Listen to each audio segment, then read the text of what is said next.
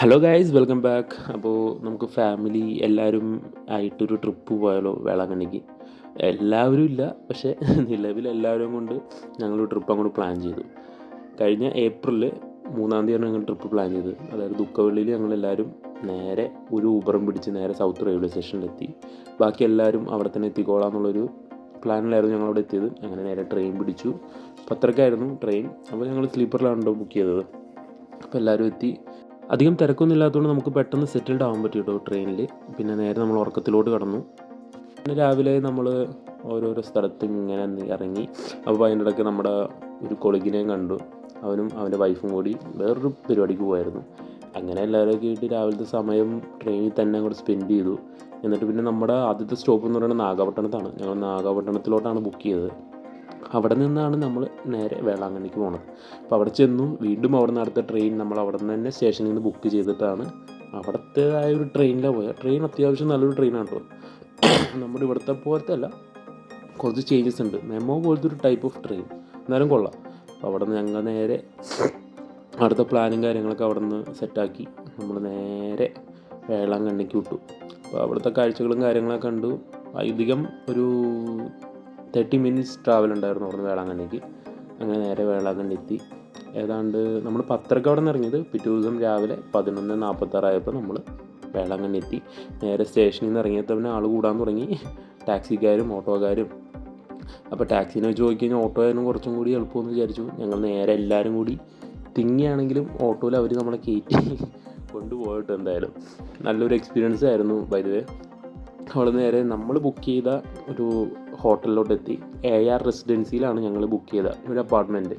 ചെറിയൊരു കോംപ്ലിക്കേഷൻസ് ഉണ്ടായിരുന്നു, കാരണം ഞങ്ങൾ ഓൾറെഡി വിളിച്ച് ബുക്ക് ചെയ്തതാണ്.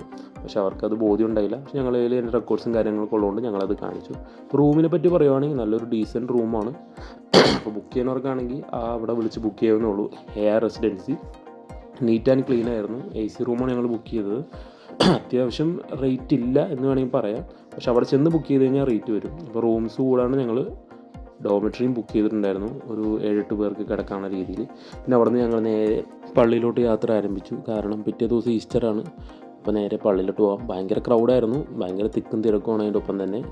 എന്നിട്ട് ഞങ്ങൾ നേരെ പള്ളിയിൽ ചെന്നൊന്ന് പ്രാർത്ഥിച്ചതിന് ശേഷം ഞങ്ങൾ വീണ്ടും തിരിച്ച് ഫുഡ് കഴിക്കാനുള്ള പ്ലാനിൽ ഒരു നല്ല റെസ്റ്റോറൻറ്റ് കണ്ടുപിടിച്ചു. ഒരുപാട് റെസ്റ്റോറൻറ്റ്സ് ഉണ്ടെങ്കിലും ചിലതൊക്കെ ചീപ്പാണ്, അതേപോലെ തന്നെ അത്ര സൗകര്യക്കുറവുണ്ടായിരുന്നു. പക്ഷേ ഉള്ളതിൽ നല്ലതിലാണ് ഞങ്ങൾ കയറിയത് കേട്ടോ. അപ്പോൾ അവിടെ നിന്ന് മീൽസും ബിരിയാണിയും, തമിഴ്നാട് സ്റ്റൈൽ ബിരിയാണിയൊക്കെ ഓർഡർ ചെയ്തു. ഫുഡിനെ പറ്റി പറയുവാണെങ്കിൽ എനിക്ക് വളരെ ഇഷ്ടപ്പെട്ടു. ഒട്ടും മോശം തോന്നിയില്ല. അഫോർഡബിൾ റേറ്റും ആയിരുന്നു, അത്ര ഓവർ റേറ്റഡ് ആയിട്ടും തോന്നിയില്ല. പിന്നെ അവിടെ നിന്ന് ഭക്ഷണം കഴിച്ച് കഴിഞ്ഞാൽ നമ്മൾ പള്ളിയിൽ പോയി കുർബാനയും കാര്യങ്ങളൊക്കെ കണ്ടു. അപ്പോൾ ഞങ്ങൾ പിള്ളേർ മാത്രം കൊണ്ടു പോയുള്ളൂ, വേറെ ആരും അങ്ങനെ പോയില്ല. എല്ലാവരും നേരെ ഞങ്ങളുടെ റൂമിലോട്ട് പോയി. അതിനുശേഷം ഞങ്ങൾ കുർബാനയ്ക്ക് പോയ ശേഷമാണ് ഞങ്ങൾ തിരിച്ച് റൂമിലോട്ട് പോയത്. അതിനുശേഷം അവർ രാവിലെ കുർബാനയ്ക്ക് പോയി. ഞങ്ങൾ അതെല്ലാം കഴിഞ്ഞ് ഉറക്കമൊക്കെ കഴിഞ്ഞ് വീണ്ടും പള്ളിയിലോട്ട് പോകാമെന്ന് ഓർത്ത് കുറച്ച് പർച്ചേസിങ് കാര്യങ്ങൾക്ക് വേണ്ടി ഇറങ്ങി. പക്ഷേ ഭയങ്കര അൺഹൈജീനിക്കാണ് ആ ഒരു ലൊക്കേഷൻ, അതുപോലെ ആ ഏരിയയും എനിക്ക് തീരെ ഇഷ്ടപ്പെട്ടില്ല. നേരെ ഞങ്ങൾ ഇന്നലെ കയറി അതേ റെസ്റ്റോറൻറ്റിൽ കയറി ബ്രേക്ക്ഫാസ്റ്റും കാര്യങ്ങളൊക്കെ കഴിച്ചു. അപ്പോൾ അവരുണ്ടായില്ല, കാരണം അവർ ഓൾറെഡി കഴിച്ചിട്ടാണ് പോയത് പള്ളിയിലോട്ടൊക്കെ. അപ്പോൾ അങ്ങനെ വീണ്ടും കുർബാനയും കാര്യങ്ങളൊക്കെ കഴിഞ്ഞു. നമ്മൾ ജസ്റ്റ് അവരുടെ കൂടെ പോയി. പക്ഷേ അവിടെ അൺസഹിക്കബിൾ വെയിലായിരുന്നു. ഹെവി എന്ന് പറഞ്ഞാൽ ഹെവി. ഇപ്പോൾ തന്നെ ഞങ്ങൾ സമ്മർ സീസണിൽ പോയതുകൊണ്ട് ചൂട് സഹിക്കാമെന്നല്ലാണ്ട് വേറെ വഴി ഉണ്ടായില്ല. വീണ്ടും ഞങ്ങൾ ഉച്ചഭക്ഷണത്തിനായി അതേ റെസ്റ്റോറൻറ്റ് തന്നെ കയറി. അതുപോലെ തന്നെ ഇവിടെ ഒരു മീൽസും ഞങ്ങൾക്ക് ബിരിയാണി ഇഷ്ടപ്പെട്ടതുകൊണ്ട് വീണ്ടും ബിരിയാണി ഓർഡർ ചെയ്ത്, കൂടാണ്ട് ഒരു തന്തൂരി ചിക്കനും കൂടി ഓർഡർ ചെയ്തു. എങ്ങനെയുണ്ട് ടേസ്റ്റ് എന്നൊക്കെ അറിയാനായിട്ട്. ഉച്ച ടൈമിൽ കിട്ടുമോയെന്ന് അറിയില്ലായിരുന്നു, പക്ഷേ അവിടെ അവൈലബിൾ ആയിരുന്നു. അതും എനിക്ക് വളരെ ഇഷ്ടപ്പെട്ടു. നമുക്ക് അഫോർഡബിൾ ആയിട്ടുള്ള റേറ്റ് തന്നെയായിരുന്നു എല്ലാ ഭക്ഷണത്തിനും വന്നു. അതിന് ഞങ്ങൾ നേരെ വീണ്ടും നമ്മുടെ റെസിഡൻസിലോട്ട് പോയി. പിന്നെ അവിടെ നിന്ന് തിരിച്ചു പോകാനുള്ള പ്ലാനായിട്ട് നമ്മൾ ഇറങ്ങി. അപ്പോൾ പള്ളിയിലൊന്ന് കയറി പ്രാർത്ഥിച്ച് തിരികെ കത്തിച്ചിട്ട് ഇറങ്ങാമെന്നുള്ള പ്ലാനിലോട്ട് എത്തി. അങ്ങനെ ഞങ്ങൾ വീണ്ടും ഓട്ടോ പിടിച്ചു. നമ്മളിതാ സ്റ്റേഷനിലോട്ട് യാത്ര ആരംഭിച്ചു. വീണ്ടും സ്റ്റേഷനിലെത്തി. ഏതാണ്ട് സമയം 6:30-7 മണിയായി. അവസാനം 7:30, 7:45, 8 മണിക്കായിരുന്നു നമ്മുടെ അടുത്ത ട്രെയിൻ. അവിടെ നമുക്ക് ഡയറക്റ്റ് സൗത്തിലോട്ടായിരുന്നു നമ്മൾ ട്രെയിൻ ബുക്ക് ചെയ്തത്. വീണ്ടും ട്രെയിനിൽ കയറി TTR ആയിട്ട് എന്തൊരു ഒച്ചപ്പാടും ബഹളമൊക്കെ ഉണ്ടായി. നമ്മളെല്ലാം തമിഴന്മാരാണ്. അപ്പോൾ എനിക്കടുത്ത് പറയാനുള്ളത് സ്ലീപ്പർ ബുക്ക് ചെയ്യുമ്പോൾ സൂക്ഷിക്കുക. സ്ലീപ്പറിനേക്കാളും ബെറ്റർ AC സ്ലീപ്പർ ബുക്ക് ചെയ്ത് അത്യാവശ്യം നല്ലതാണ്.